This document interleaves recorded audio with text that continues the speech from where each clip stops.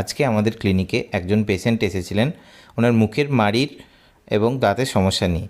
ওনার অনেকগুলোই দাঁত উনি তুলে ফেলেছেন আগে দাঁতের সমস্যাজনিত কারণে, তাই দাঁতের সংখ্যা কম, আর যে দাঁতগুলো আছে সেগুলো ক্ষয়ে গেছে।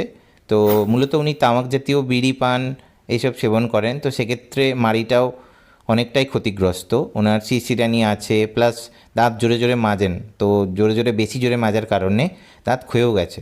তো সেই জন্য ওনাকে প্রাথমিক পর্যবেক্ষণ করে আমরা পরামর্শ দিলাম যে ওরাল হাইজিন মেনটেন করতে মাড়ির ট্রিটমেন্ট আমরা শুরু করেছিলাম। আর তারপরে ওনার যে দাঁতগুলো ক্ষয়ে গেছে সেগুলো ফিলিং করে রিস্টোর করার পরামর্শও দিয়েছিলাম। সেই মতো হওয়ার পর ওনার ফাইনাল যে দাঁত বাঁধানোর আমরা পরামর্শ অনুযায়ী দাঁতটা আজকে ডেলিভারি দেওয়া হলো। তো উনি ওনার চুজ করা অপশান অনুযায়ী খোলা পড়া দাঁত বাঁধিয়েছিলেন, তো সেটা আজকে লাগানোর পর উনি